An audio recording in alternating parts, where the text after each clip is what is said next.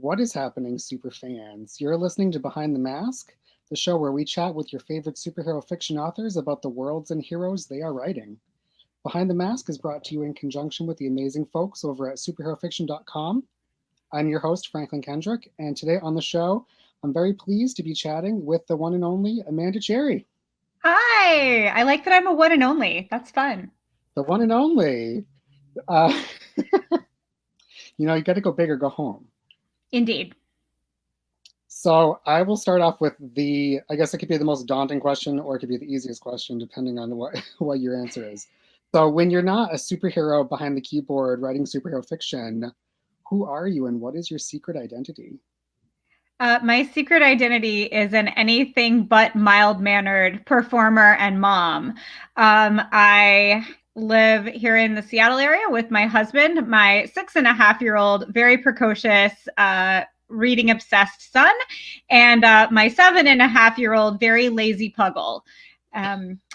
Since pandemic started, I have done things I thought I would never do, such as teaching first grade and learn to sail. So little good, little bad, some of all of it.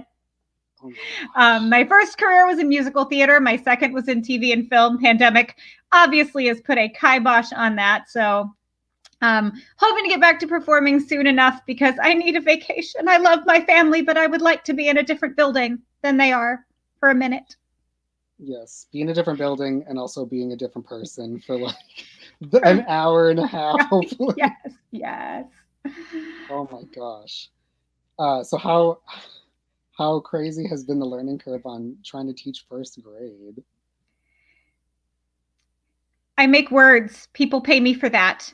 And yet I don't have words to describe what it is like learning to manage a precocious first grader and his Zoom curriculum.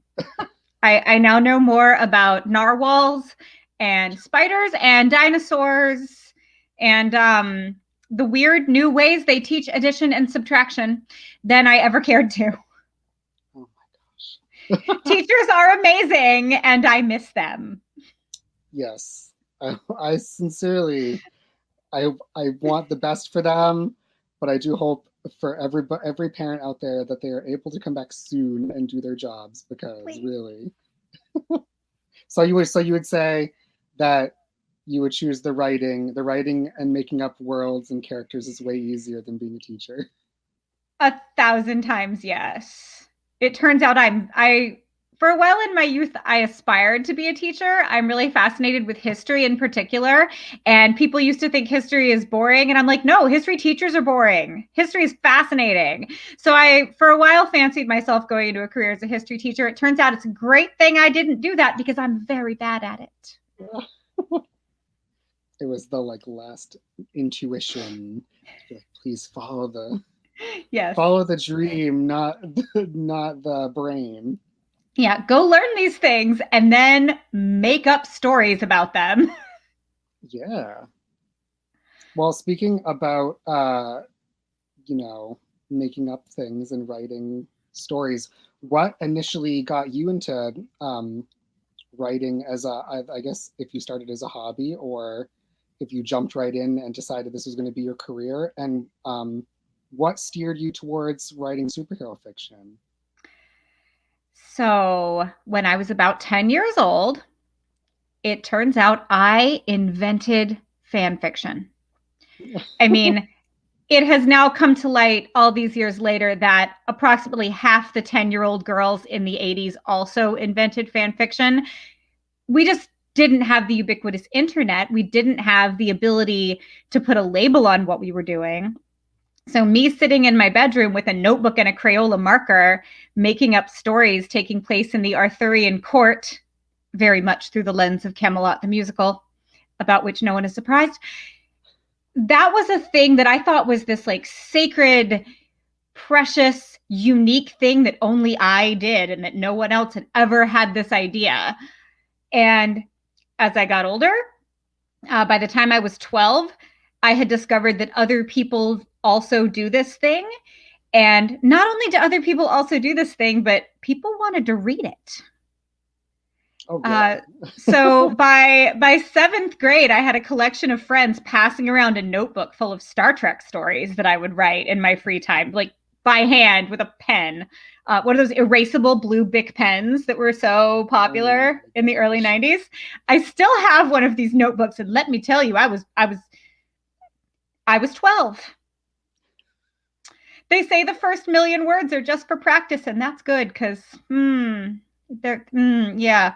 it was every bad fanfic trope ever.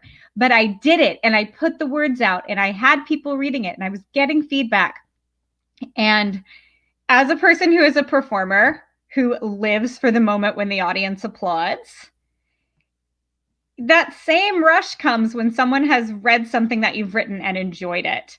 So I just kept making stories, and the audiences got bigger, and the fandoms got bigger.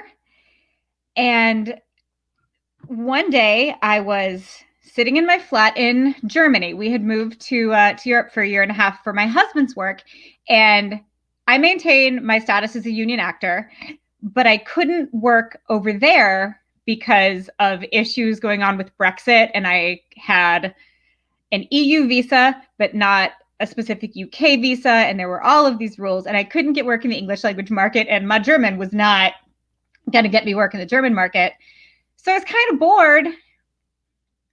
And I mentioned to a friend of mine that I really wanted to write a story with a character she had created based on me, that I begged and pleaded for her to make this character up. And when Nate Crowder announced there was going to be a new Cobalt City anthology coming, Dawn, my friend, who I had told, hey, I would really like to someday write this character, says to Nate, hey, Amanda wants to write this character. And I'm like, no, I don't do this for real. That's no, I know. And the next thing I know, I'm exchanging emails with the publisher, and he's like, look, I can't promise you anything, but I'll read your submission. I had nothing else going on. What the heck? I am of Irish extraction, and we Irish really like having a funny story at the end of the day. So I was going to have a funny story about that time I tried to be a professional writer. Yeah, funny story. It sold, and Oh and my and I gosh. exchange was given money for having created words, and that's quite addicting. It turns out, I enjoyed that greatly. So I sort of looked at the folks who run DEF CON 1 Publishing that manages the Cobalt City super universe, and sort of batted my eyelashes and was like, Ruby loses her magic in this story. I would love to do a novel of her getting it back. Hint, hint. And they were like, pitch us, and I did, and they said yes, and then I had a book deal, and then I wrote a book, and they like made it, and now it's like a solid thing, and you can knock on it, and it's fantastic. That is like one of the, like, I gotta say, it's like you live with it on a screen or like a spiral notebook or however you write it for so long, and then to see it in the form that someone else will get it, it's like it's cliche to everyone else that's not gone through it, but it's like it's so satisfying to just be like, this is it. This is like this is the way someone is gonna get it for real, and they've never seen it. This is their My portal to husband my videotaped world. me opening my first proof, and like I burst Oh into tears. my. Oh, It was very dramatic. it's like, especially if it's a hardcover too, it's like that's like the top. That's like you're like, this is hardcover. This is like it doesn't go to paperback until like next year. Oh my gosh, that is amazing. Uh well, So yeah, it was practically by accident. I don't recommend trying to take my path because it should not have worked. It should not have worked. And yet it's here like a I am. yeah, it's like the hand. I feel like sometimes it's like the hand of like either your destiny or like fate, where you don't realize that you are good at something until someone else is like, hey, this thing you've been doing for fun, like you're really not bad at it, like you should do it. And usually it's like something dopey, like put this up on Etsy where you might make some money, but like writing is like a different thing altogether. It's like I don't know, it's more involved than just making a craft and putting it up and someone saying, you could sell a Yeah. couple of these soaps. It's like you could write your own fictional universe that lives in like millions of people's heads and they can ponder over it for years. Yeah, it's a trip. Mm. It's a trip. So let me ask you about your books specifically. If you want to Okay. give us a like you can give us the intro like guided tour of um what your world is, who are your heroes? Okay. So Cobalt City is a multi-author, multi-story, multi-hero, small press shared universe. Heroes exist in Cobalt City, everything from Stardust, who is your quintessential good guy, who is the closest analog in very popular fiction is Iron Man. He's a smart guy with a lot of money and a fancy suit. You've got Wildcat, who is literally part cat. You've got Marcus, who takes up the mantle of the huntsman, which is a family legacy. You've got several different heroes that have sort of magical origins, and many that are more along the lines of mundane humans with really well refined skills. And then there's Snowflake, and he's a panda. He's a panda, like actually a panda, and a genetically modified and very foul-mouthed panda. Love him. The character that I own and am responsible for is actually the first villainous character to have her story told as the primary protagonist in a Cobalt City book. Ruby has lost her magic and she doesn't like it, and she will stop at nothing to get it back. She's buddy Loki.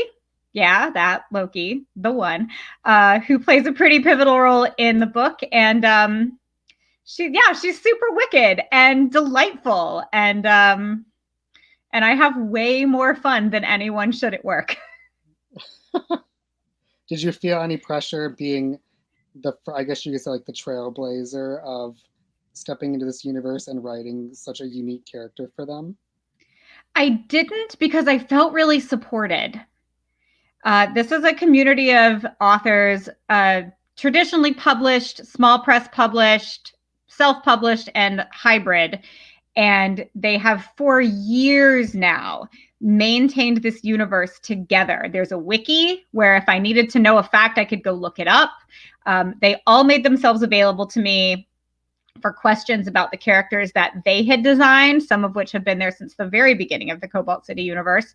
And I knew that I had the editorial support coming back the other direction, that, okay, if I turn this manuscript in and it's junk, it will never see the light of day. So either we're going to work on it until it's not terrible, or I trust that their judgment to say, maybe we shouldn't have told you yes, was going to be sound.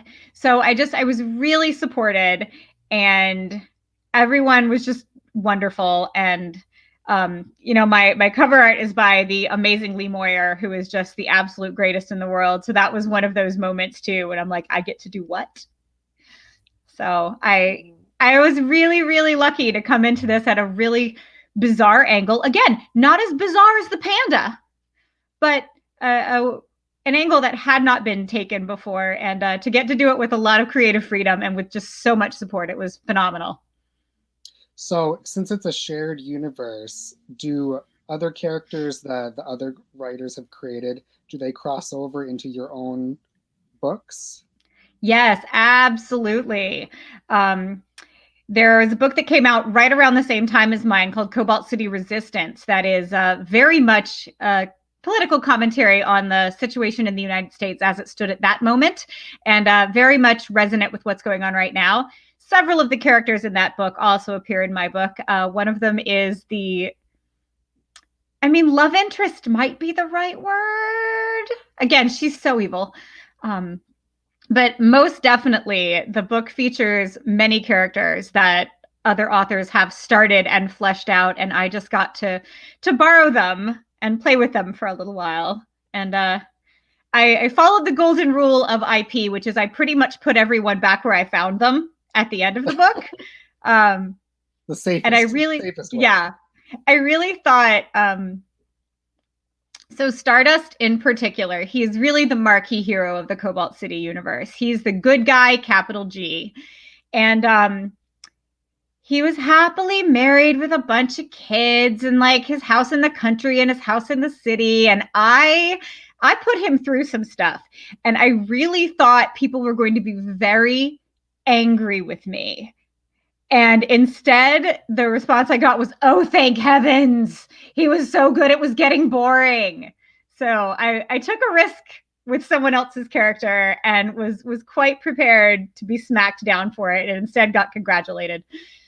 Oh my gosh. I feel like as a reader, it is like I mean, we say we don't want to see our favorite characters go through stuff, but then when it happens, we have to admit, like, wow, I really like I needed to be tested along with them to see them grow.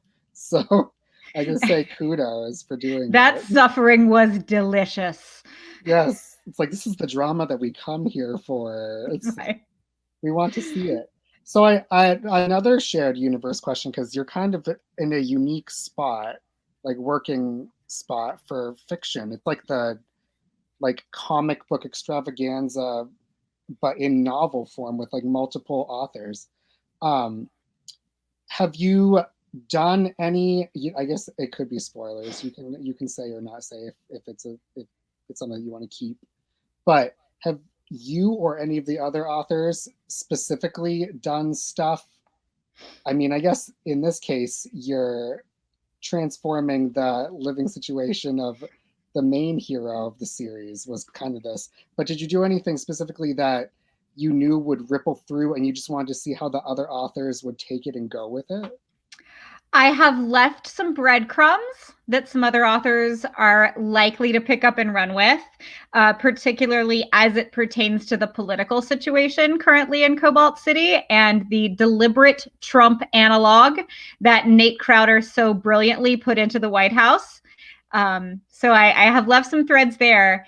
And also, there was talk for a while of an anthology that wound up falling through, but the idea was to let individual authors with characters they created team up with each other and team those characters up in ways that might be unexpected or interesting. And Eric Scott DeBee and I got to talking about a character that he created in another universe that has crossed over into Cobalt City, Vivian Lady Vengeance. And we figured out very early on that if ever two characters deserved each other, it was Ruby Killingsworth and Lady Vengeance. And so we were like, you know, the anthology got canceled, but let's write this story anyway. It'll be fun. Maybe we'll find a home for it someday. But if not, at least we'll have had a good time. Pretty quickly, we discovered we were not writing a short story. We were writing a novella. And recently we've thought, well, maybe we're actually writing a novel. I don't know. So we are doing things in teaming up two characters that bless everyone who crosses their path. That's, I think, going to change things for a lot of the characters once this becomes Cobalt City canon. And it definitely is informing my book's direct sequel, which I have only barely scratched the surface of working on. But it's kind of thing, oh yeah, this is just what we all needed. Yes. Well, I think it's a really cool. I mean, it's something that a lot of people try to do. It's such a like sprawling universe, but like sometimes it works with a single writer, but like it gets stale after so long. So it's like it's nice to have other creative voices to be like, yeah, let's just mash these two characters together in a situation and just be like, see what happens. Like, because sometimes you don't think of it on your own, or maybe you both secretly have the same thought and you were just like, just waiting for you to say yes. Let's try it. So, well, but, like I put two characters on a date in the background of a scene in my yes. book. So you have to know, if you haven't read the Kensei series by Jeremy Zimmerman, you probably don't know that what you're seeing is Jamie and Sabrina on a date at this donut shop when Ruby Ooh. and Stardust walk in. But if you have read it, there's this precious little shippy Easter egg right there just for you. So it's kind of like you're sort of writing like a blend of like your own ideas and then also fan fiction sort of like what you want to see the rest of these characters do. Oh, Which is absolutely. The reason I love working in IP, the book I just turned in was for the Strowlers IP for Zombie Orpheus Entertainment. That's getting edits right now. I'm sure it's going to come back full of red ink very soon. I love working in IP because it really does harken back to my roots in fan fiction. It is playing in someone else's sandbox with all of the rights and privileges of a professional. Like it is absolutely the best of both worlds.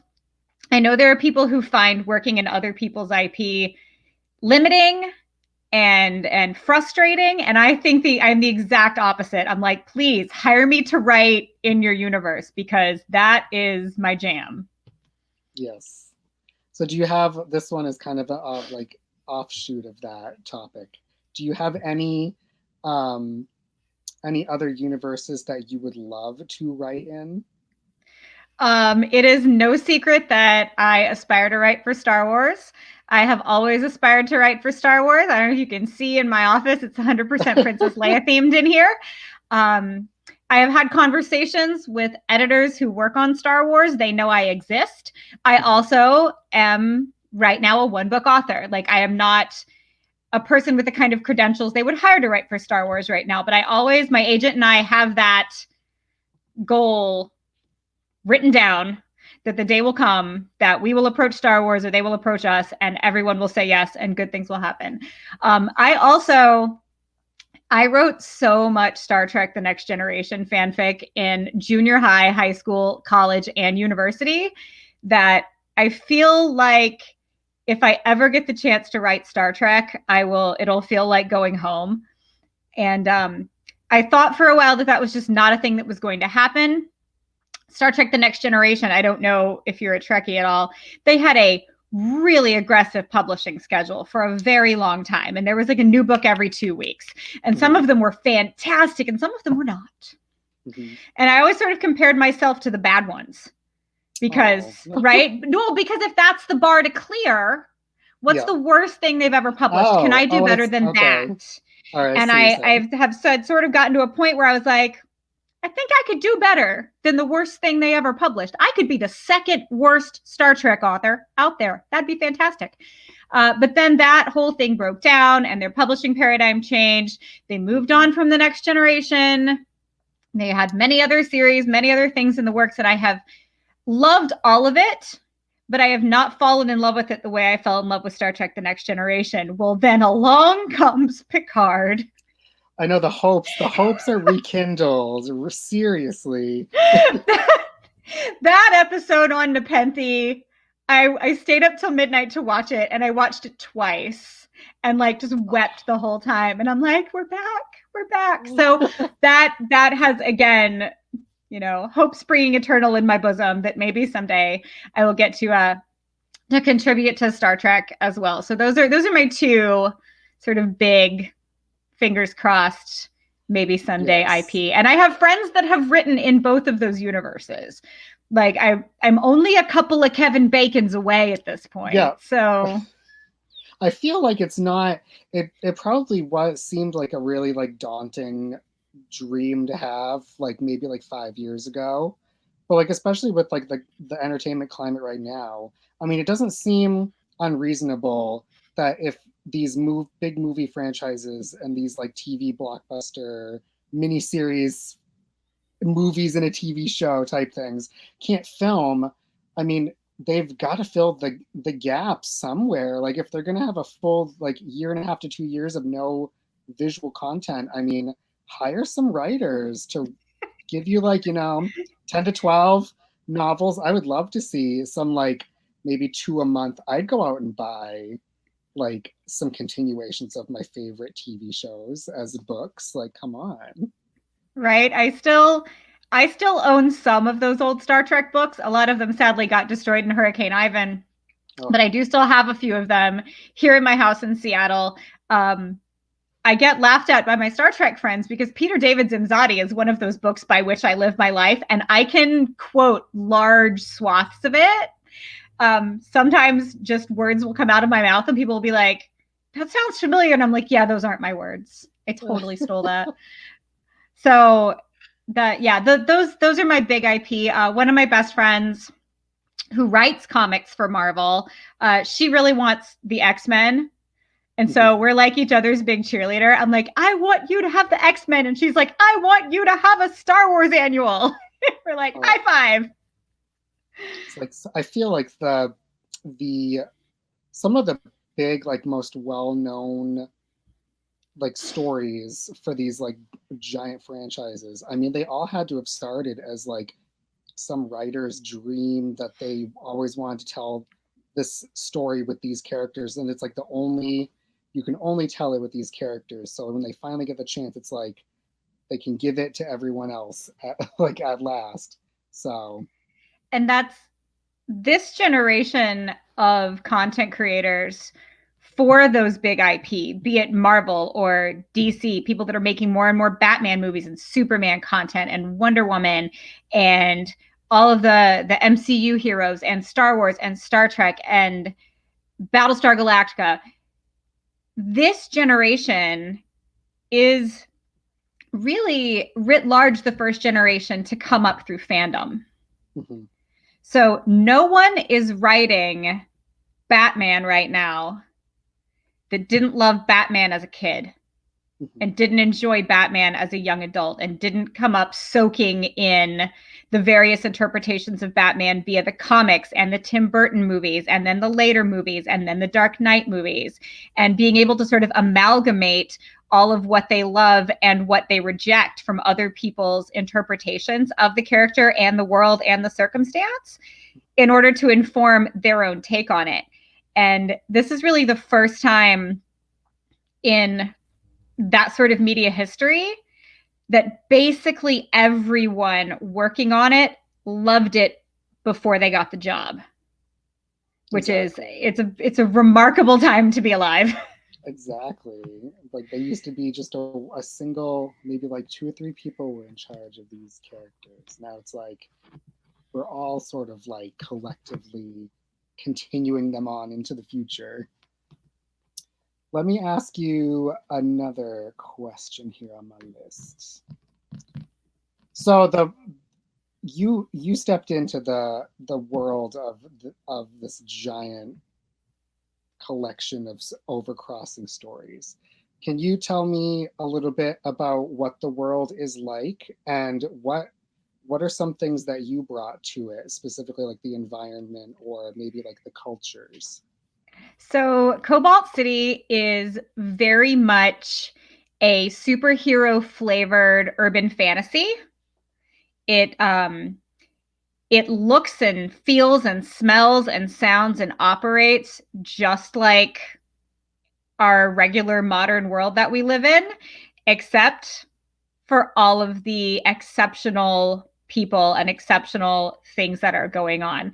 There are users of magic of different traditions. There are, again, Wild Cat, who is literally part cat. There is the panda. There are tinkerers and inventors and brilliant scientists that have created things that go above and beyond what we technologically can do right now. Tiny spoiler, the second full-on Ruby book has time travel in it.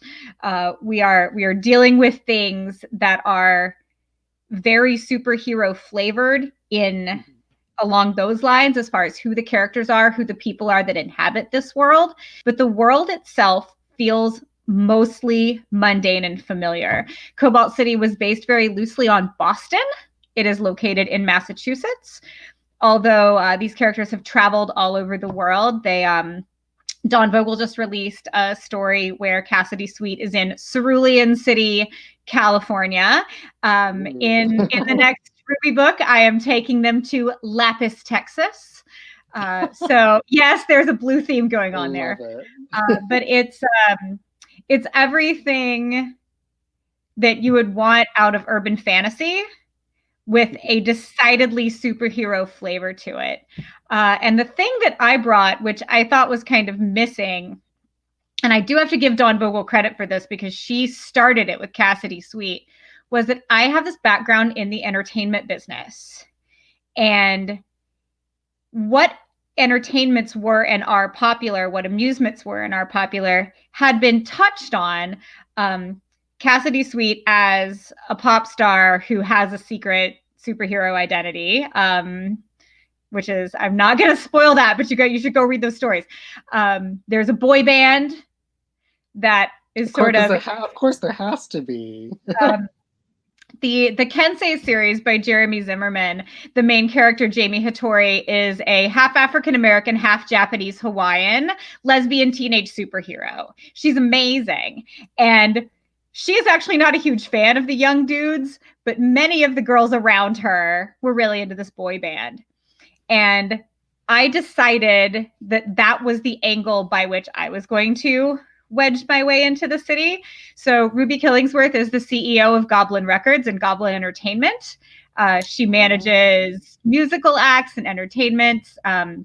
There's a whole subplot in my book about putting on a concert at the White House and how the president is evil and terrible, but there's no such thing as bad publicity. And so I sort of brought the entertainment industry and the industry angle into the world and sort of expanded on little things that, again, people drop breadcrumbs and we come pick them up. And yeah, I think that is such a fascinating like angle of, even in our own like real world. I mean, I have like, I can't even tell you how many like making of books, like the big coffee table books of here's how they made like Star Wars, or here's how they made a bunch of the Marvel movies. And it's like, it's so fascinating to read that part of like, because our pop culture, at least for the visual, like film and TV, it comes from such a huge industry, and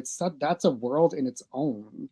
So it's like you really did probably broaden that universe a lot just by bringing like music and entertainment, the like corporate structure of your character's world in. So much of those things that are particularly have really full cultural saturation, even that which feels reasonably organic, is largely manufactured. And it is manufactured by committee for the most broad public appeal. You don't get to be really organic and yourself as a musician until you have already made your label $1 billion. Yeah. Right? Taylor Swift just put out this new album that feels like her, like really authentically her, the whole album. Whereas Not Since Teardrops on My Guitar has more than 1 or 2 tracks felt like that was really her energy. And it was very much what the pop world needed or was asking for. And this is the price you pay to stay on top. This is the price you pay to get to do those 2 tracks you really care about. You're going to do these 8 that are going to sell. Yes. So that bit of, we manufacture our reality and we create things, and particularly Ruby being a magic user, being super wicked and very selfish, she definitely is like dance monkeys to manipulate everyone and everything around her to make her life better and more comfortable and more ideal to what she thinks it should be. And the music industry is a great lens through which to see how pervasive that kind of wickedness is. Mm-hmm. It's crazy. It's definitely, I mean, it gives me like evil Gem and the Holograms vibes. Yeah. Yeah. So let me see what else I got. I had a question in my head, and now I'm trying to like think back to be like, what was I gonna ask? I was gonna ask something. I'll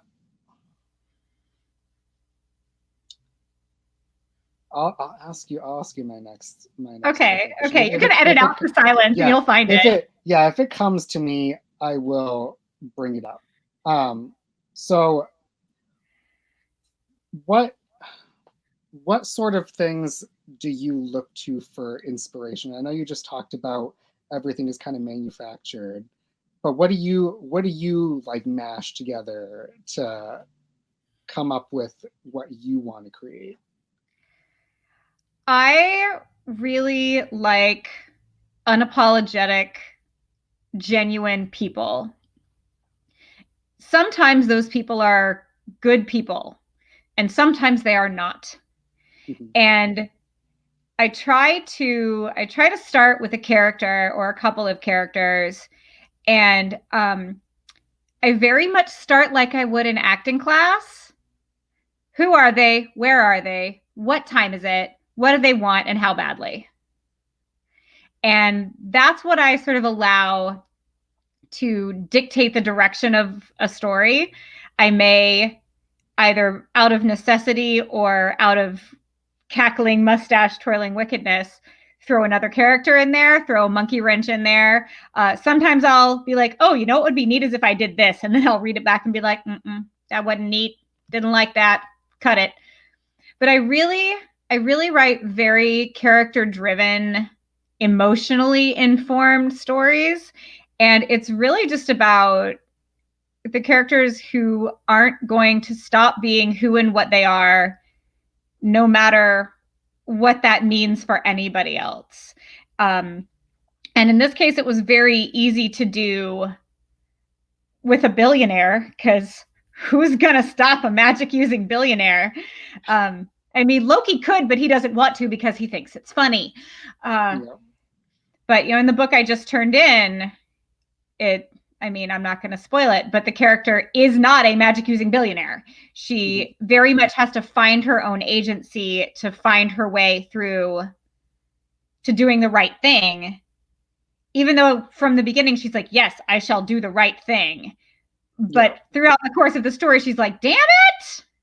Yeah, saying you're going to do the right thing, and then when it comes down to it, sometimes it's not that clear cut, and it's not that easy to just do. Why have I been walking for 4 hours and I can't seem to find the end of this path? I'm just going to sit down. I'm going to sit here and be mad about it. I mean, that is literally a scene in the book I just turned in. She's just like, she gets really mad. She's like, I don't know what's going on. Maybe I went the wrong way, but I'm just done. Yeah. Oh, boy. It sounds like, it's seriously, this sounds like I have a couple of friends who would just be like, you know what? We're stopping right now. Like, I'm not going anywhere else until I know what I know what I'm going to do next. I'm Yeah. tired of doing this. I did just think of my question. Oh, good. So, all right. So, you mentioned that the the books are urban fantasy flavored superhero or the other way around, superhero flavored urban fantasy. Yeah. So I do know that the superhero fiction community is sometimes really harsh on urban fantasy as a genre because it does creep its way in. What what would you say is like the key to making your books, they still have the urban fantasy elements, but they're superhero. They're not just urban fantasy with the name superhero slapped on it. I mean, we have, and I truly think that to define the genre, we have actual superheroes. We Mhm. have people with secret identities, people with super suits, super teams with names and histories and a lair. And in this particular town, there's a room in the library devoted to the history of the Cape and Cowl scene here in Cobalt City. Like it is very much baked in to the world that heroes, some of whom have secret identities, some of whom failed to keep their secret identities secret, and yet they still use them.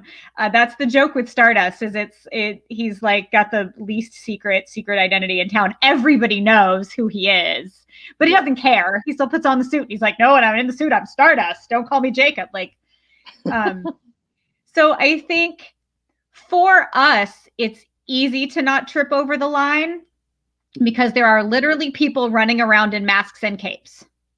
Yes. There is a culture that understands what the word superhero means as it pertains to them, and they can point at one and say, that's a superhero in that costume. There are people whose whole careers are making the costumes. There are people who, right? Isn't that a cool job? Yeah.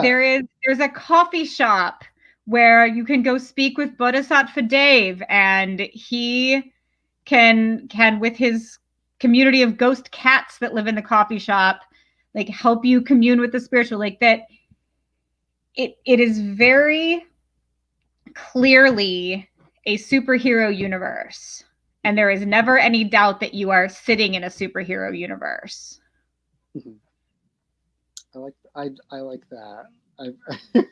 I do. I have read my fair share of urban fantasy too. So I mean, like, I love urban fantasy. My best friend writes urban fantasy, and it's amazing. Yes. But if no one is flying around with a cape on their back, then it's not a superhero story. No matter what kind of powers you have, it's really, there's a paradigm that needs to exist within the framework of the story in order for something to be a superhero story. I feel like in a way, I mean, I guess you could project whatever symbolism you want onto a superhero, the tropes. But really, to me, it's always been, I mean, there's two different things. Superheroes have always kind of been like the characters that are in the closet, and they have to have their secret identity to function in the world that they either won't accept them, or only some of them will accept them. So there's like, that's the tension. And it could also be a comment on like stardom, where if you want to still be a normal person, then you have to have a public persona. Because when you're doing all the superheroics, what's stopping the general public from constantly banging on your door, asking you to use your abilities to help? It's like sometimes you just want to like kick up your feet and be like, I'm not this superhero. So I think this is my little mini rant. When people give a hard time to the trope of, oh my gosh, no one can find out that it's really me, and like the characters that do have their secret identity slip out, like it can be a big deal, because once it's common knowledge, I mean, you can't take that off of Wikipedia. It is there forever. So right?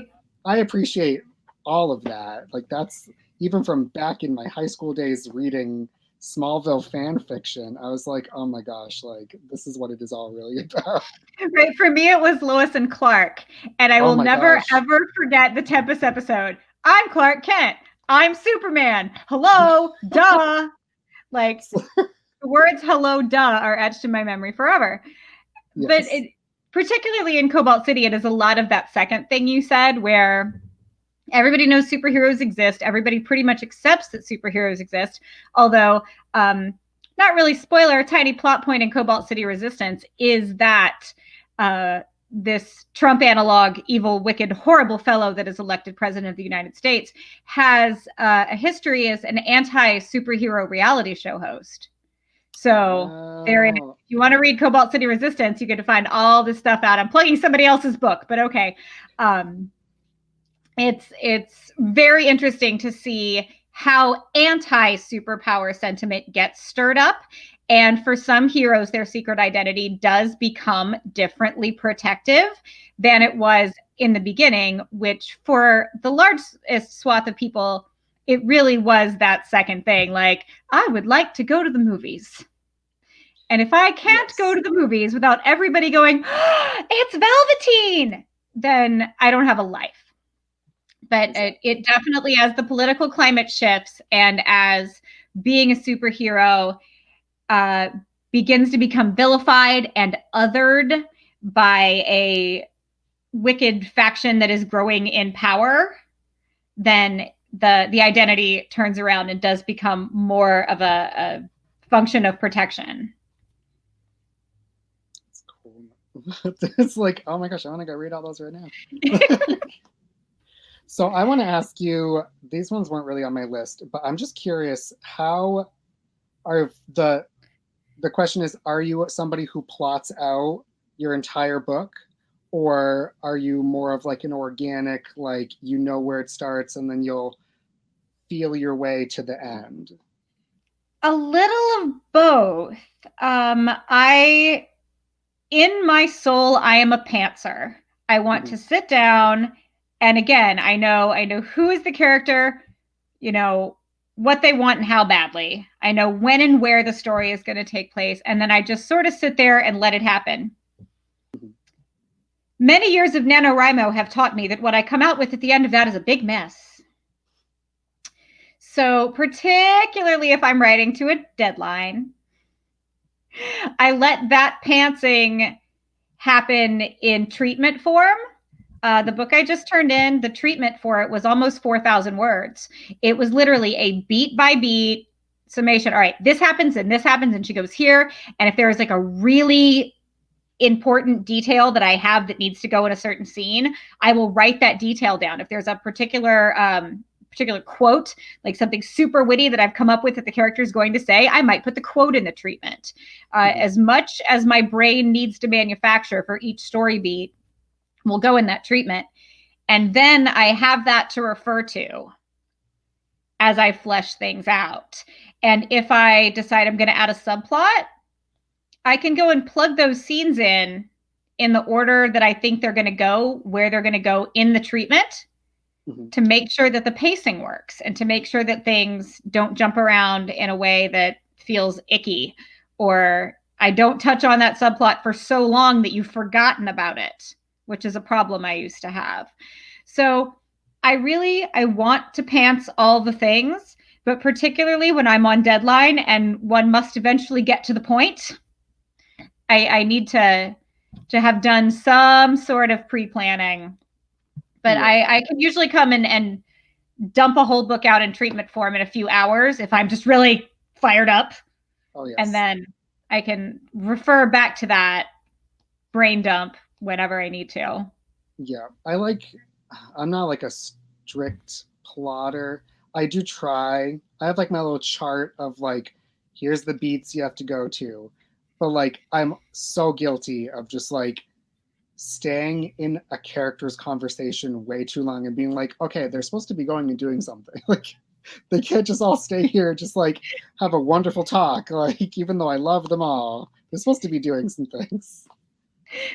Can we have this conversation while we're walking, people? Yeah. Right? It's Like, like Comic-Con. It's yes, I yes. totally want to talk to you, but I also need to be on stage for a panel in 10 minutes. So can we do the West Wing walk and talk, please? Yeah. Yes, exactly. For sure. I mean, It's I like, have please. friends who are plotters. Like my Mhm. friend Abigail, she writes YA, noble, bright, high fantasy. There are ballrooms and it's, yeah. And girlfriend writes to like a formula. Here is act one, beat, beat, beat, A, B, C. Like, it, to me, that's Wow. terrifying, but to her, that's a comfort. And so everyone has to sort of find their own place on the plotter pantser spectrum where they feel Yes. at home. And if you were to hand me an outline that looked like that, I would probably cry. Now, depending on the size of the paycheck, I would do the work, but it would not be my favorite. Yeah. Oh boy. That's like my uh one of my, I guess, fears, like it sort of like paralyzes me, is saying that your book when you start is going to be a certain length. I'm like, I don't know how, like, it might be short, it might be long. And I'm sort of at the moment doing an experiment to see, like, most of my stuff lately has been like sprawling huge. And I'm like, I just want to try to, I want to see if I can do something shorter. Or if it's just going to end up being my default, like, if this is my default word count that I always do, then I'll live with it. But like, I'm so jealous of the people that are like, yep, I wrote a really short 200 pages, it all fit in. It went right in the right spots where it needed to go. And I'm like, how do you do this?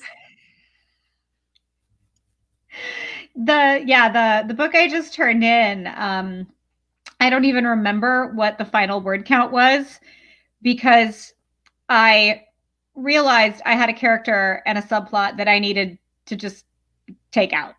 He had to go.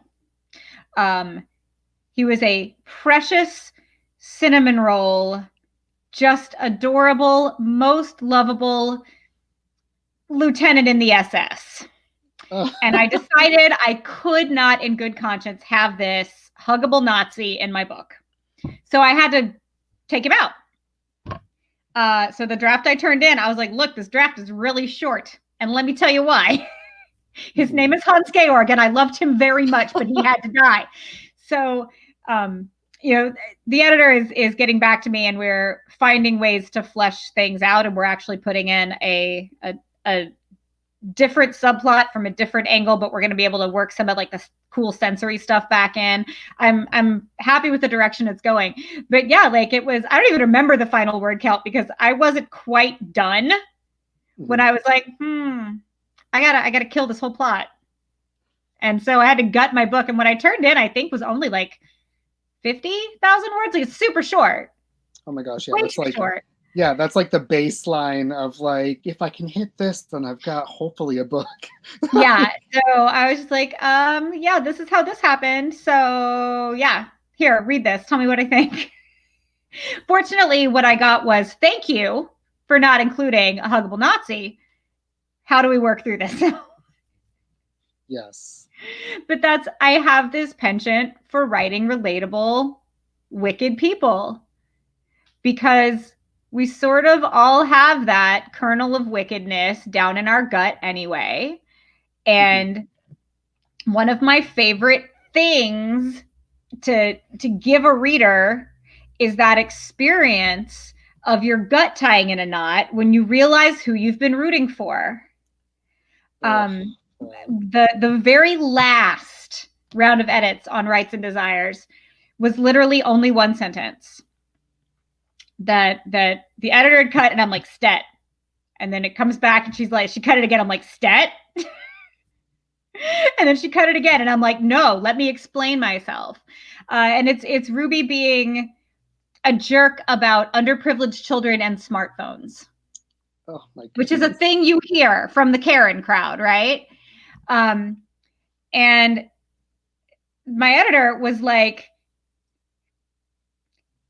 this is terrible. This is divisive and it's bad and we don't need this in the book. And I'm like, she's a super villain.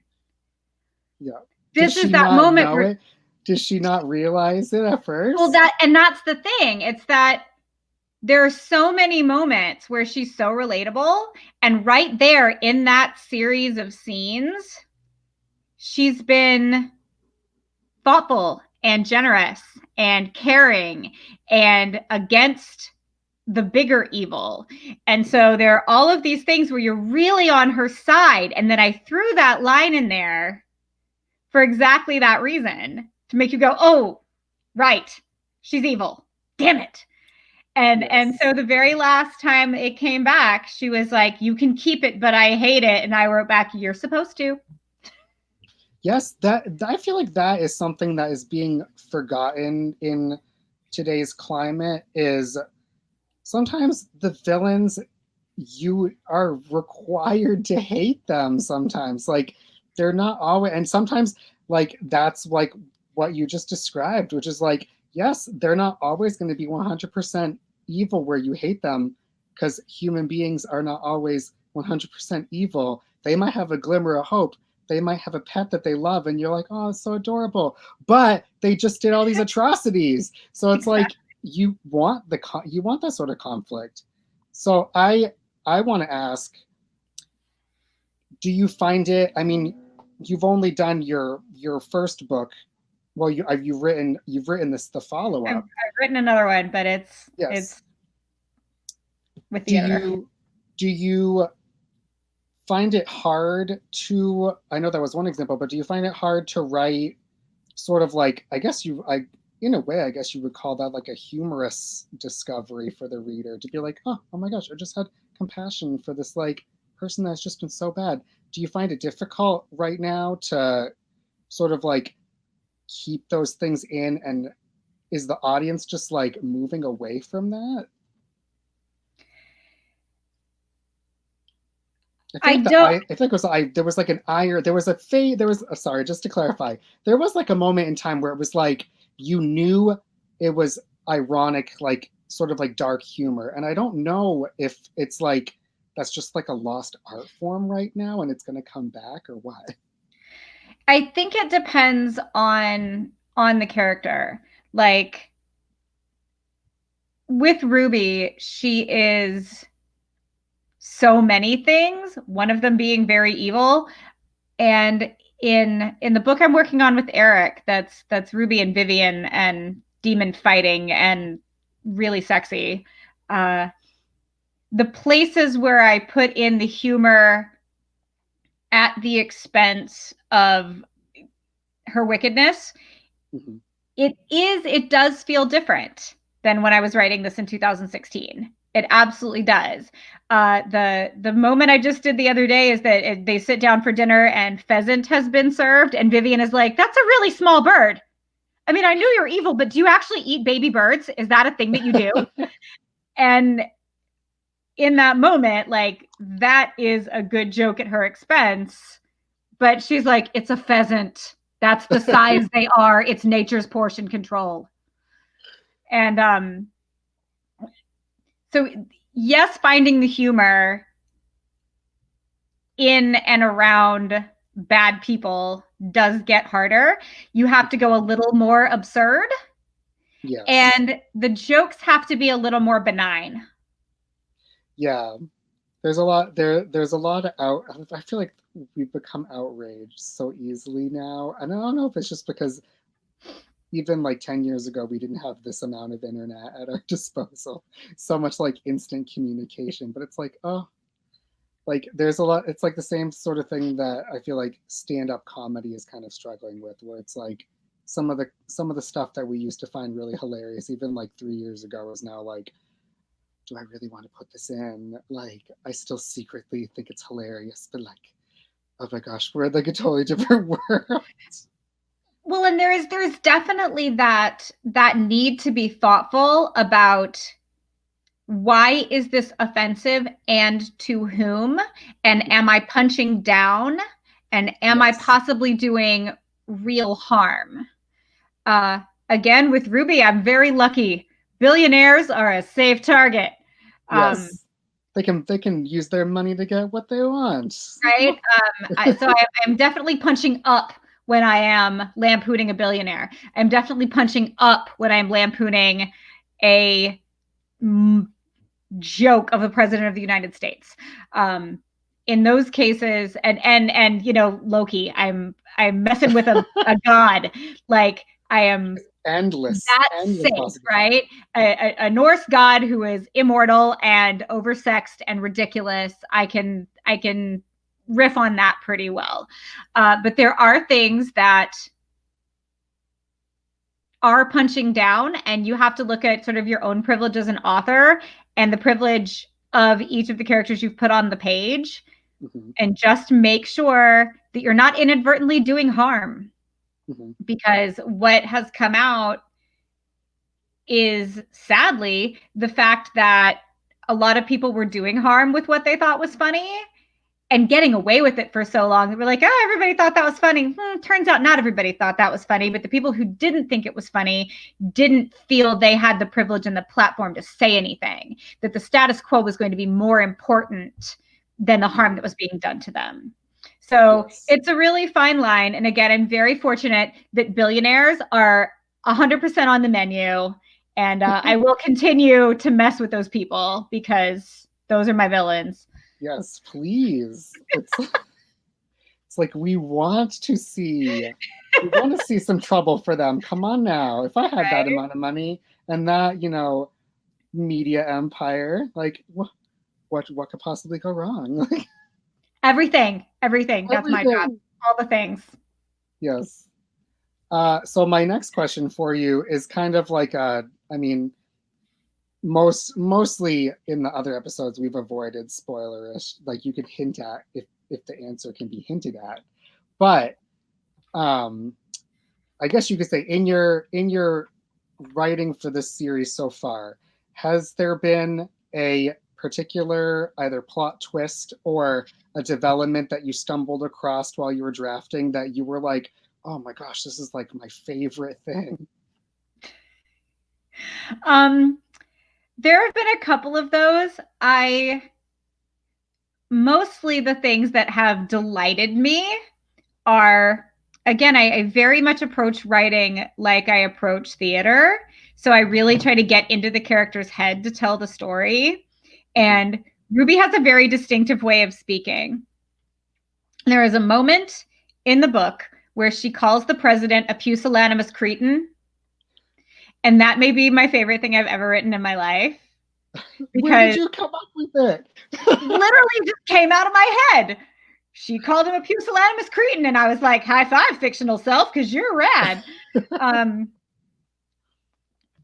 The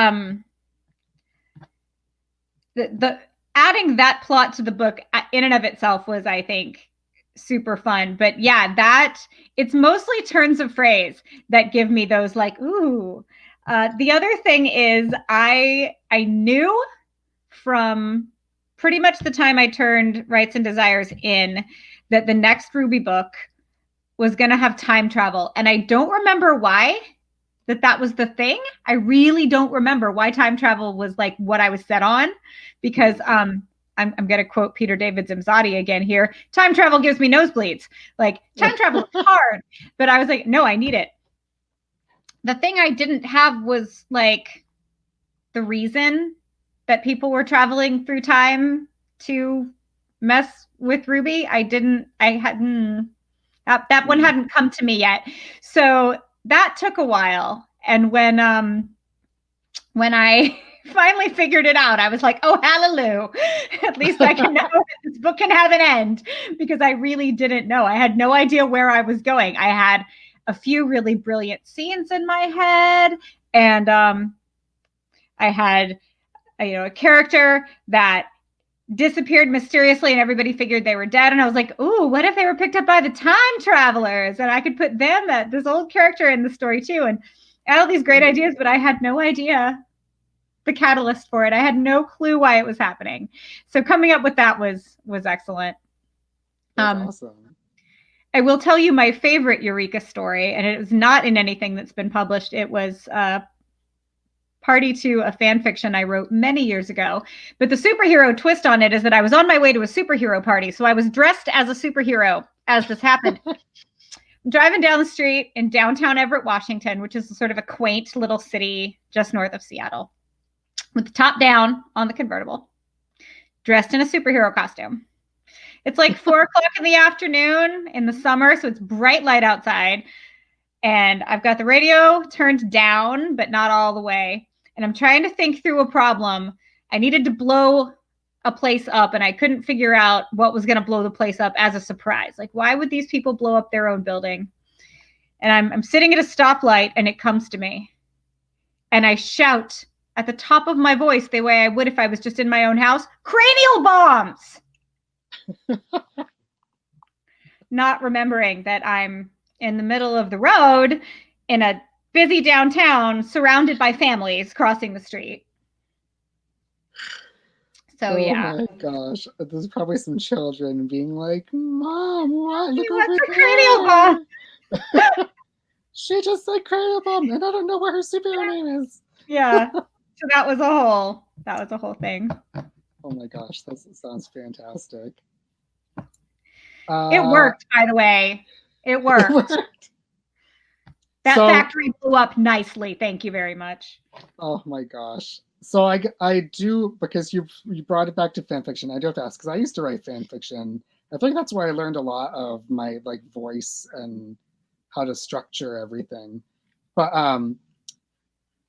is some of your fan fiction still floating out in the ether, or is it all hidden away? Let's think. So right around the time my book was published, I created a fan fiction secret identity, and some of her stuff is still floating around, I think, on Tumblr, maybe. I don't know. Everything I wrote under my own name, I did take down. Some of it because it was bad. Some of it was because it was inappropriate. There is still one story that I wrote. It's a Star Wars story that you can find if you really go looking. It won an award from theforce.net. It won a Golden Yoda. So I did not go over to TFN and ask them to take the thread down. So So a story I wrote called The Light from Alderaan is still findable if you really want to read it. I love it. I'm not ashamed of it. I don't mind it still sitting there. So, I mean, what better like validation than I mean, how many people got Golden Yoda? right? I got a Like, Golden Yoda. really, I don't Never have mind one. that 2 of my friends are good. nominated for Hugos this year. I have a Golden Yoda. Oh my gosh, I can't even imagine that, to be like, wow, like that is craft right there. I think. Yeah, like, I will say that my bestie, who is amazing, is a multi-Hugo Award winner, and she has let me hold her Hugos. Oh, and that's like the closest I'll ever get to one, but it's just like, it's so pretty. Oh, I can only imagine. I do read sometimes the anthologies of like, here are the award winners and the nominees, and I'm just like, oh my gosh, like this is what we aspire to for prose. Like, and for people that are like, oh my gosh, we're struggling to have diversity. If you just go and read some of those compilations, like they have been doing it way longer than you realize and doing it so well that I'm like, 15 years ago, like I was reading about stuff that is now just coming to like mainstream popular culture. It's like, finally, you guys are like catching on. Right? It's like you should pay more attention. Yes, I mean, it's not all literature is stuff that you just like keep for the class. Like sometimes you just got to broaden your horizons a little bit. Let me see what else. I don't think I have very many questions left. I always get to the end and I'm like, oh my gosh, I feel like I should have a lot more. Okay, this one I guess is applicable because you do have a book that you just submitted. So for readers of, I guess, the overarching series all crossed over together, and then also your book, do you have anything that you can hint that they might expect in the next book? So, like I mentioned, Eric Scott DeBee and I are well in the throes of creating a Ruby Killingsworth Lady Vengeance romance / adventure story. If like I said, if ever 2 characters deserved each other, it's these 2 wicked witches, and it's fun because it's sexy and it is 2 powerful women with agency and conflict and strength between them, and it gets silly at times. They happen to have an ex in common, which is really exciting. So they get to do a lot of sparring and joking at his expense. Also, again, another billionaire, someone I can mess with.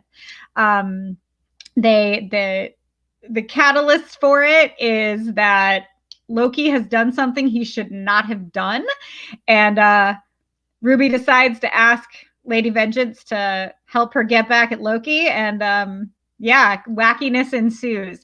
So if you like romance, if you like the more magic using side of the superhero supervillain paradigm, if you like Loki, if you like naughty bits, you will probably really dig what we're doing here.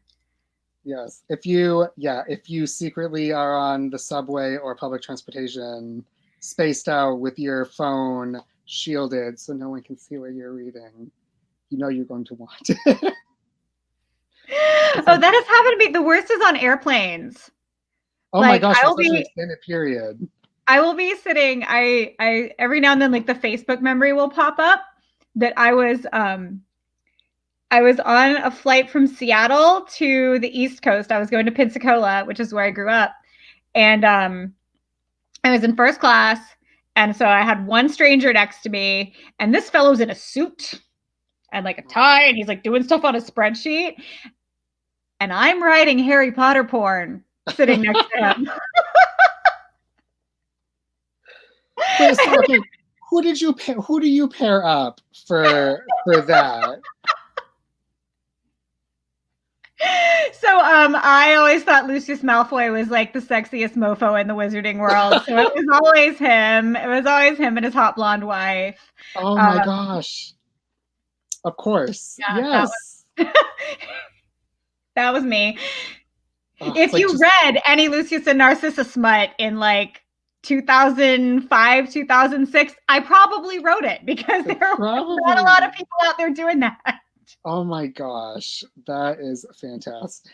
But I was on my way to my wedding, and I was sitting there just this is filthy, and the guy next to me is like, businessman, right? Spreadsheet, do finance, and I'm like, that's right, I'm working too. Yeah. Hey, my hands are moving over the keys or the phone, however. Oh my gosh. I remember one, this is just such a random, I have one for you because from my fan fiction days. I did write a couple risque stories just because, I mean, what's the point? Like, that's the whole thing. So I was on my way home from school with the printout because this is back before e-readers, and it's stapled. And this kid who I did not know was sitting behind me, and he was like, "Hey, can I read that?" And I was like, no, you cannot read this. No. And like, it wasn't even published online yet in like the anonymous username yet. It was just like, I was going to read it through and make sure it was okay. And he like begged me for like 5 whole minutes. And I'm like, finally I was like, no, it's going in the bag. No, I'm really sorry. And he had no idea why I wouldn't. Like, he probably thought it was just like some creative writing assignment, but I'm like, oh no, it's like, no. It's gonna spread. No, they're gonna know all the terrible things that I've written about all these poor Hogwarts characters. They didn't deserve this. So, oh my gosh, so amazing. Yeah, the way I wrote Hogwarts was definitely a lot sluttier than the way the original author wrote Hogwarts. Yeah. It's such a it lends everybody got drunk at the Yule Ball, and yeah. Yes, I used to read, sorry, this is such a tangent, but I used to read the ones where it was like, it was before the last couple books had come out, and everybody was like sick of writing, like, this is what book 6 is going to be. And I would read ones where it's like, they're all adults now, and they've all like survived somehow. You're not told how, but they all survived. And then you're reading about them like coming and running into each other and like being like, oh, so Ron, that's what happened to you. Who are you married to? Oh, like I never would have imagined that for you. Okay. And I always thought it was so fantastic. Just be like, oh, I do want to see you all in this like weird alternate future. I wrote one like super dark time travel. Someone had used a time turner to go back and like foul everything up, and like Voldemort was in charge, and like super dark alternate universe time travel fic that I loved. And yeah, that's one of the ones that someday I may just sort of scribble the serial numbers off and see what I can do with that. Yes. Well, I mean, you've kept time travel in your superhero books. So, I mean, clearly it just needs to be polished up a little bit. You can make it happen a second time. Right. I mean, my agent is adorable. And she's like, yeah, absolutely. Absolutely file the serial numbers off that old fanfic. We'll see what we can do with it. And I'm like, you just want to read it. That is such a tricky, sneaky Claire. way. You just want to read it. Which is so fine. Sneaky. Oh my gosh. Like, oh, it's not on the internet anymore? Do you think we can repurpose this? Do you think you can email me a PDF with a watermark? Okay. Okay. Whatever you want. Yes. Yeah. Oh my gosh. Exactly. Whatever you want. Basically. So really, I guess these are I've come basically to the end of all my questions and all my nerdy fan fiction questions.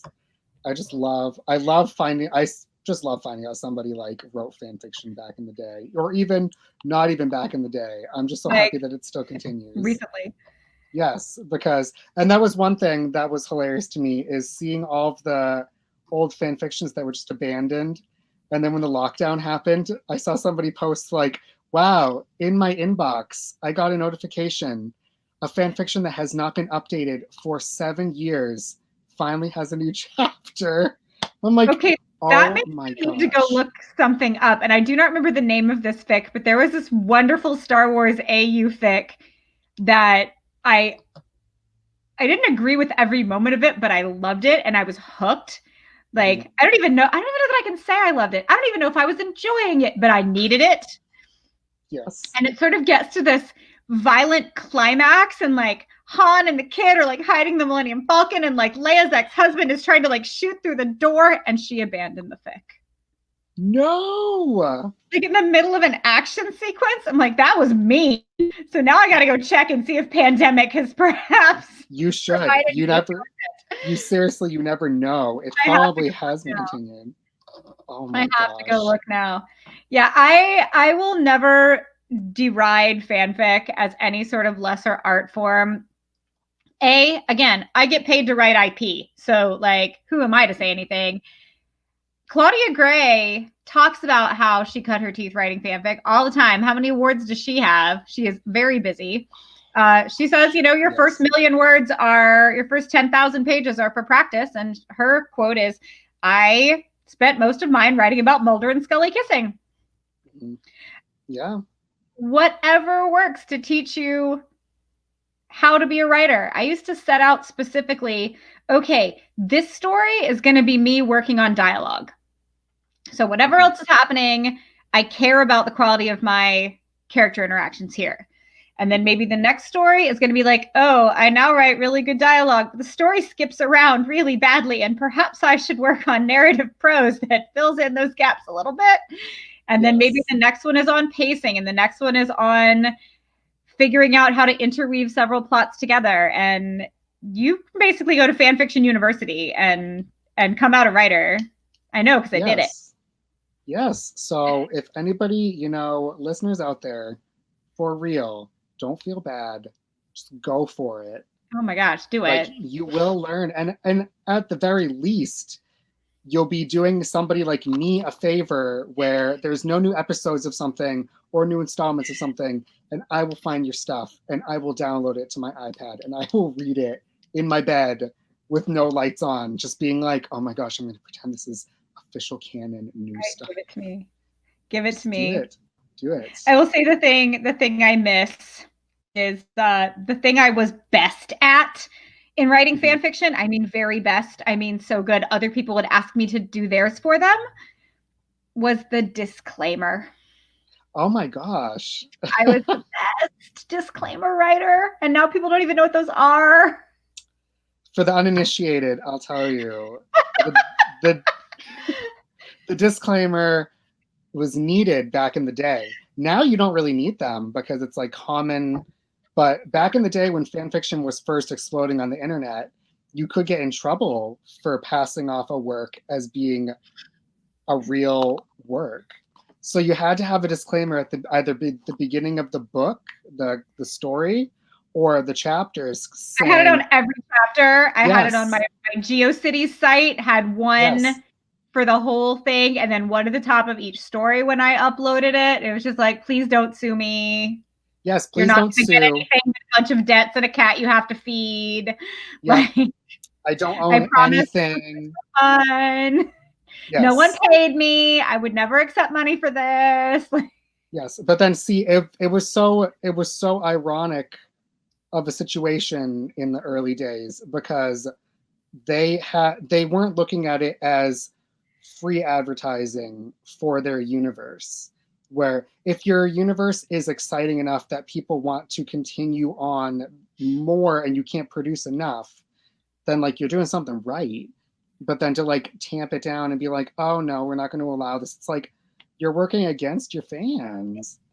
Anne Rice, in particular, just really hated fanfic. And I don't know if she was just homophobic and just could not take the fact that Lestat and Louis were a couple in pretty much every story. Because I don't know if you saw the movie, but even Tom Cruise and Brad Oh, Pitt agreed jeez. that Lestat and Louis were not platonic housemates. So, No. And then and she ended up doing it anyway. So it's like, what? Come on. yeah. Oh Yeah. By the way, authors out there, probably some of you listening to this right now are going to go on and have a profession in this business, are going to go on and create things that other people love.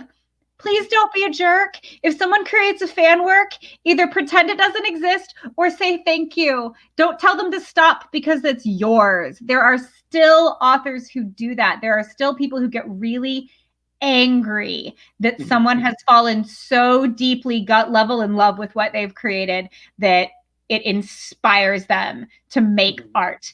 Like, don't be that dude. No, Don't do no. it. Like, be gracious. Say, Either yes, ignore it or say thank you. yes. Or do what the wonderful Rainbow Rowell does and take the artwork from Tumblr and use it in your special edition of Fangirl, which was fantastic. And they should do more. Right? Always. Yes. Always. Yes. Yeah, my office is a pretty good mix of licensed art and fan art, and I love all of it. Also, Yes. I think Karen Hallian could probably name a boat after me at this point. I adore everything she's ever drawn. Oh. I have several $100s worth of her work hanging on my walls right now. It's literally, it's like the modern day, like, these are our artists, these are our like next generations of people. Like, we don't have like the classic painters that are now classics who were not when they were alive. Like, we have our own. This is our new world. So, and I have a little kid and he has little friends and their favorite game is superheroes. Their favorite game. And my little boy has created his own superhero that he gets to be, and his name is Thunderman. ooh. And Thunderman's powers shift with the days, obviously, because he's 6. But I love it when they're out playing superheroes and they want to incorporate, okay, maybe you be Batman today, or we'll let Olivia be Wonder Woman, and we're all going to go and collaboratively, these moments of superhero play are going to turn into storytelling opportunities, and that all feeds into that same imagination, and it's all creativity, and it's all Absolutely. art, and it's all valid, and it's all good, and like, do what makes you happy, do what feeds your soul, especially now when the opportunity to do anything is super limited. Like, limiting your imagination is just a bad idea. Yeah. And you never know when you're going to be surprised by your own imagination, like with discovery writing or just like coming up with characters. Like, you don't, I mean, sometimes it's better that it's something that you didn't know that you needed, and then creating it yourself, and then you put it out there. There will be other people who have been looking for that one thing and they finally have found it, and like no one else could have done it except for you. And if you hadn't have taken that moment and just done it, it just wouldn't exist. Like, it's such a time. We're not behind whole lot of gatekeepers. So the only thing really holding yourself back is yourself. Absolutely. You miss 100% of the shots you never take. Like, exactly. if Dawn Vogel hadn't bought a pair of leggings and wanted to cosplay in them and had someone say, well, you write superheroes, make up a superhero that would wear those leggings. At which point I said, and base the villain that's that hero's nemesis on me, I wouldn't be where I am right now. Like, literally, that's the origin story. Dawn bought some leggings. And the rest is history. It's bananas. But you miss 100% of the shots you don't take. Like, you gotta try. You're not gonna wind up any worse off than you were to begin with. And sometimes you wind up in just like really bizarre, amazing circumstances. Yes. We're like, you're going to a Hugo Awards party this weekend. The book I just turned in. I went to a film premiere, and what I saw on screen stirred my guts. I was just like, this is amazing. I need to work for these people. How do I find a way to work for these people? And I went home and I watched their television episodes, and I was like, no, really, I have to work for these people. And my thinking time always seems to happen in the car, hence cranial bombs. I had to go to Portland a couple days later, and on the drive, the entire plot of this book came to me. And I came home and I dumped it in a Word document and I sort of let it sit there. And then one day, the CEO of the company that owns this intellectual property happened to post to Facebook that they were coming to Seattle. And I'd had just enough wine that I messaged them and said, I want to pitch you something. Do you think we could meet? Do you think, I mean, I was like, I'll buy you dinner. Just let me pitch you. Yes. And they said yes. And I just turned that book in. Yeah. Wow. So, and there is probably going to be a short film follow-up to the book. Whoa. Like, it's a whole, sometimes you just got to be daring. Yes, you got to be bold, and you got to just, don't be stifled by fear of rejection, because for all the times that you're rejected, you'll find the time where it's meant to be, and you're in the right place at the right time, and it'll all, like, just like that. Like, who you could have said, you know what? No, I don't know if this, but you just went for it. I just went for it. Like, I probably shouldn't have done that. Yeah. I think DMing CEOs on Facebook is maybe not the best way to get your book deal, but it worked. This particular time it worked. I could have tried to find and learn and navigate what are supposed to be the proper channels. That might have been the more professional way to do it, but I saw my shot and I took it. Yes. Just don't be afraid to shoot your shot. Mike Chen has a story in the upcoming Star Wars Certain Point of View Empire Strikes Back edition, largely because of a tweet. Chuck Wendig got to write for Star Wars, largely because of a tweet. Mm-hmm. It's yeah, it's the world we live in right now. Yeah. I mean, it's easy to communicate, so there's really no excuse to not go for it. A thing that I learned in theater a long time ago that is one of those adages I live my life by now. Richard Rogers once said, everyone's gonna catch the ball. At some point in your life, you're gonna catch the ball. Mm-hmm. So be ready to run for the touchdown. Mm-hmm.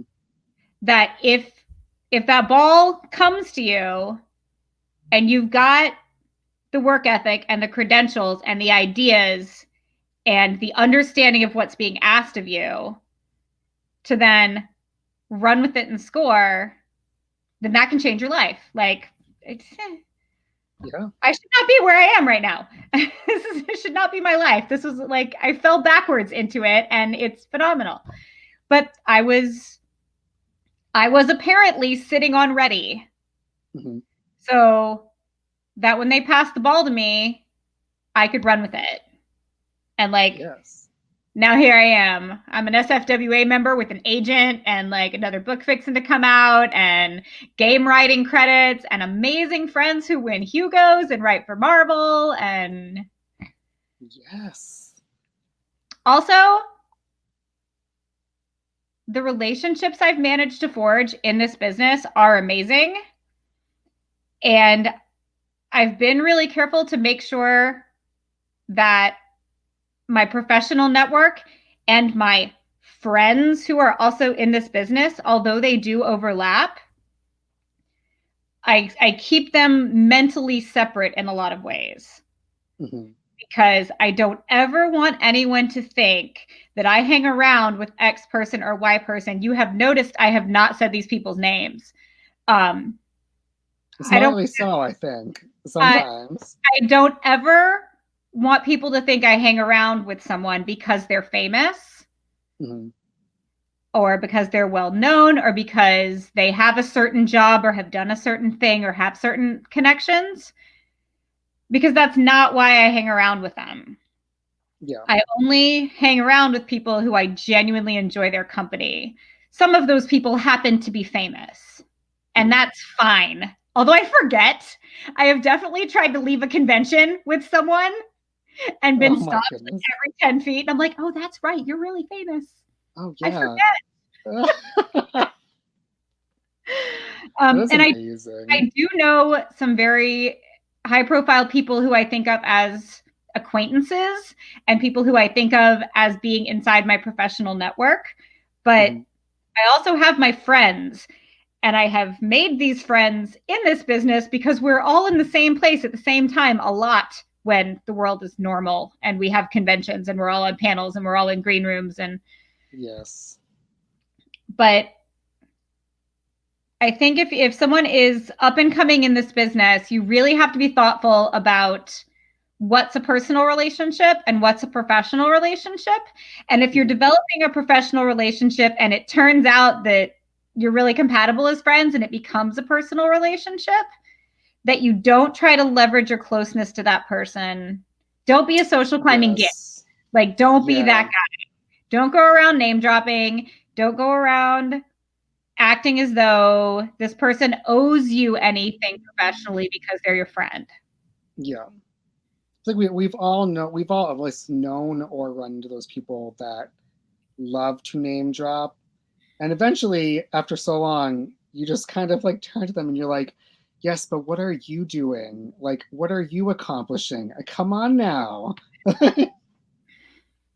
Right? I'm That's like, I'm exactly nobody, yeah. Yes. It's but like, come on. If you're a creative person, what are you creating? Like, come on. The people that you're name dropping are creative people. They're out making their own things. Why aren't you doing the same thing? Come on. They should be feeding you tons of energy. Oh my exactly. goodness. It is fun being friends with prolific authors, though, especially people who are really good at what they do, because I have series of books that I could just spend the rest of my life reading, and they will continue to write good things. And so anytime I'm like, I need a new book, I can also do a thing that will support someone I know is a good human that is pretty Yes. much guaranteed to also be excellent reading. So that's win win and win. Yes. I've I really like the prolific authors that don't get stuck and just constantly out of nowhere. I know it's not out of nowhere for them, but it's like they just can continue on. And it's like you you want that as a reader. Like you want to continue having more and more. Like that's why I picture books up. That's why I have a whole shelf full of your stuff. Like I wouldn't keep dragging it from apartment to apartment if I didn't love it and want more. One of the things I have to say, a lot of the authors on the superhero fiction website fall into this category for me. And that is for a long time, self publishing was the realm of the failed great American novelist who Mhm. decided, I shall show you that my book is better. It's too smart for traditional publishing, when really the book was terrible. Anymore, that's not what the majority of self publishing is. And there are Mhm. so many authors who have decided that because they write in a particular niche that traditional publishing doesn't want to spend the money on because they're afraid they're not going to make the money on it. Superhero being a big chunk of that. If you write superhero fiction that isn't licensed by one of the big ones, good luck getting traditionally published these days because it's what it is. And so there are dozens of authors who are self-publishing on a schedule that blows my mind. Yeah. 2, 3 books a year. And a thing I learned, I think being with a small press was the perfect place for me because I was able to put my fingers in the pie if I wanted to, but I Mhm. was also able to be terrified and stand back and go, what are you doing? There are a zillion steps between writing a story and having a thing in your hand you can drop on the floor that will make a sound. Mhm. And I didn't know any of them. And getting to watch as my book went from Word document to book was fascinating and eye-opening. And so I now Dunning and Kruger know how much I don't know. But it's enough to understand that these authors are not just writing 3 books a year. Mhm. They're editing and having them re-edited and contracting cover artists, and they're doing layout and setup and print on demand and uploading to the Kindle thing, and the mind-blowing amounts of work, the kind of work ethic that is missing from a lot of creative people, quite frankly, all in the name of telling their stories and keeping their readers happy. And that's fantastic. And I think I absolutely want to urge people is, if you're stuck in that old mindset that which is self-published is somehow not of the quality of that which is traditionally published, please rethink your understanding of that, because that is an outdated paradigm. Yeah, absolutely. It was true. You're not wrong. It really operating was. on old information. And when some of these self-published authors, again, particularly in the superhero genre, because of how difficult that is to sell in the traditional publishing marketplace right now, when they have a sale and their first book's 99 cents, pick it up, give it a read. I can almost guarantee you, if you like superhero stories, you're going to want to go back and buy the rest of the series. And these people are cranking out just phenomenal work super quickly. I don't even understand it. Yeah, there's not enough hours in the day from my point of view to be like, how in the world? How are you doing this? And some of them have like day jobs and kids and... Oh my gosh, no. Yeah, no. Yeah, no. Oh my gosh. I guess that's a fantastic plug for the genre. And as I swoop it around to my final thing for you, plug us on your book, and where can readers find you? Where should they start? Where should they look for you, and all that jazz? All right. The quick and dirty here. This is my book with my gorgeous cover art by Lee Moyer. Oh my gosh. I'm gonna give you the real spiel here. By the way, pitching is my superpower. Oh, you heard it here first, everybody. By day, Ruby Killingsworth is a billionaire music CEO. By night, she's a magic-wielding supervillain. Her worst day came last Christmas, when a ritual gone wrong robbed her of the ability to use her powers, and now she will stop at nothing to get them back.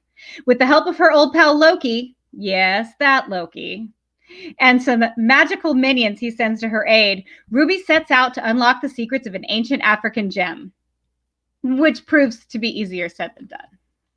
And she's doing so while attempting to seduce her neighbor, fellow billionaire and well-known superhero, Stardust, also known as the city's least eligible man. And did I mention he hates magic? And she must do all of this while dealing with the unwanted attentions of a certain Lyle Prather, former reality show host and recently elected president of the United States. Yeah, sound familiar? If you like magic, mayhem, heroes, villains, or silly stories, you might enjoy Rights and Desires. Available on Amazon, wherever books are sold. You can find me online on Twitter at Amanda the Ginger. You can find me on Facebook, Amanda Cherry, and Amazon, Goodreads, bookshop.org. Like I said, all the usual suspects. Type it in. You will find her, everybody. It's what you want. You want to be easy to find sometimes. I'm also the only Amanda Cherry on IMDb, which is kind of amazing. Oh, not bad. Yeah, right? Hey. No, you don't need to have one of the 1, 2, 3 at the end for the ones that I've seen when I look for like an up and comer actor, where I'm like, which one are they? Are they? Oh, they're number 3. Whoops. Just me. I have a website also, thegingervillain.com, that I am just rubbish at keeping updated. I'm usually pretty good during convention season when I'm traveling to list there like where I'm going to be and what panels I'm on and when you can come and see me. But that I started to write the post to update all of those things, and then the conventions just canceled one after another, and I never posted them because there were no conventions. Oh, Well, soon, I hope. I really, truly hope soon, because really, we all want to go to the conventions, we want to hear the people, we want to be in the same rooms. Like, there's a spontaneity to the energy of the crowd, and like getting to ask questions and all that stuff. I even miss like sitting at the booth waiting to sign things and not having people come by. Just like I miss the whole thing. Seeing all the people walking by, seeing the different costumes and stuff. It's like, oh my gosh, the things that we took so for granted. I And hope next year it'll happen. I had a couple of people my signing at Emerald City Comic Con last year who were people I knew from not nerd things and like didn't realize that they were nerds come up to me and like full on cosplay, Oh my like gosh. painted a different color or like all done up in armor and whatever. And I'm like, oh my word. I didn't see this side of you before. It's super fun when like somebody secretly tells you who they are behind their whole cosplay. And I'm just like, oh wow, you're amazing. Yes. Oh my goodness. That's so fun. Yeah, I should be packing for Star Wars Celebration right now, and I am not. Oh, well, I'll tell you what. One last Star Wars thing, because I'm such a Star Wars fan. But I got so excited when they were like, "Yup, and coming in December, the Mandalorian novel, expanded universe," and I was like, I prayed for this. As soon as I watched that grainy leaked Comic-Con convention footage of that very first trailer, I was like, there better be books. If there's not, like, I don't know, there's something not right with the world. So I'll be first in line for that. Yeah, I have not finished watching The Mandalorian. I barely got started, and then like life exploded, and Everything then I'm happened. fine, and I don't get to consume anything fun when I'm on deadline. That's like I can watch cooking shows and stuff with my kid, but like I don't get to do me stuff when I'm on deadline because I need to be doing work or sleeping or dealing with my Yes. kid. So The Mandalorian Yes. is still in the hopper to be watched. I'm very, very excited. I knew from the start that I hoped it would do well just because I love Star Wars and I want it to live forever. And also that's the era of Star Wars storytelling that I like, right? That post Return of the Jedi crunchy regime change, just gimme. So I'm super into that. I'm super into the fact that it's like, again, the kind of characters I dig, where it's that morally ambiguous. Is it a bad guy doing good? Is it a good guy maybe fudging, not doing good? Like I love all of that. So I'm very excited when I finally get the chance to sit down. I have a feeling I'll binge it in like a day or two. Oh yes. You're lucky that you haven't seen it yet. It's like you have something it's like right up your alley. All the characters. I'm ready. And I'm looking forward to all the new The High Republic stuff. So when they announced Project Luminous last year at Celebration, I'm friendly with a couple of the authors that were on that panel, and I'm friendly with Michael Siglain, the chief editor of Lucasfilm, and I was like all up in his Kool-Aid that night at the bar. I'm like, so what is Project Luminous? Yeah, tell me. Slip. Come on. How many drinks can I buy you to get those Lucasfilm people are the most tight-lipped. Again, someone I'm friendly with, not best buds with, Kate Johnston.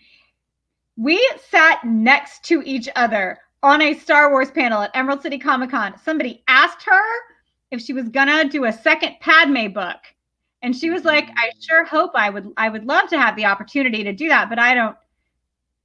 Girlfriend had turned it in already.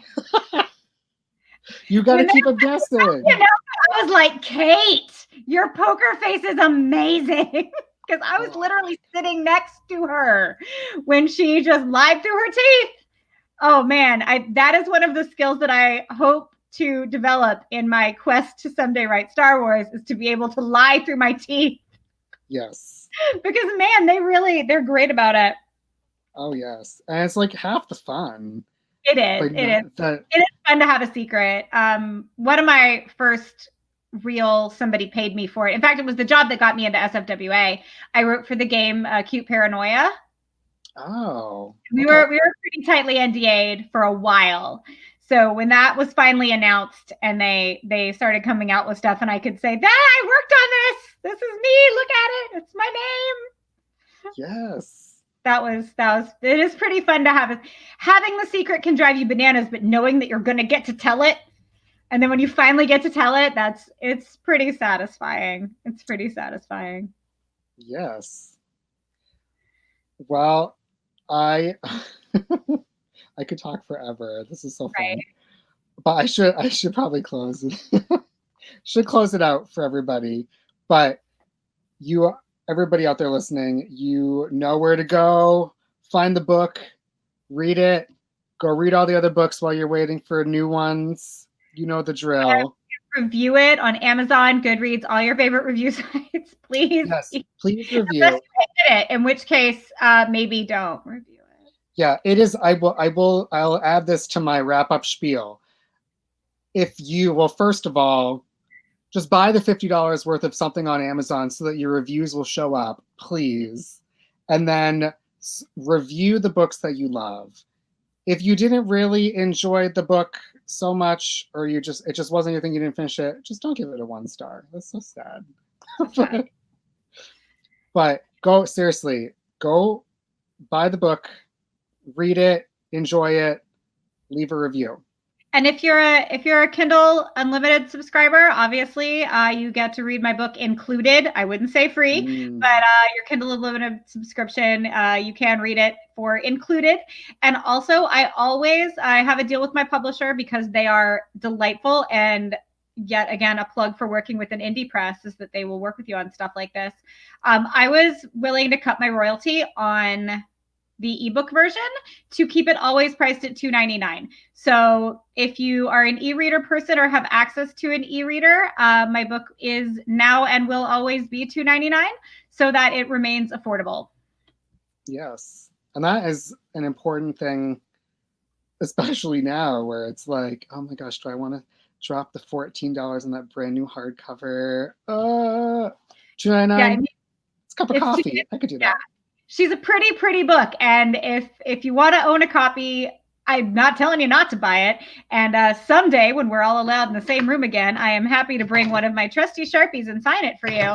But if you're looking for something that's fun and enjoyable and super affordable, I keep the ebook at $2.99 for just that reason. Mm-hmm. And I will add, read the ebook. And then if you really love it, order the hardcover so that you can get it signed.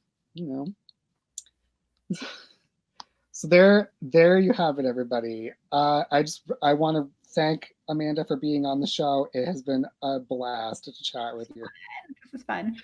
So my closing out spiel, as always, if listeners out there, if you like the podcast and you enjoyed the content, whether you're watching us on YouTube or listen to us on iTunes, wherever you listen to your favorite podcasts, please don't forget to subscribe wherever you are so that you don't miss out on new episodes.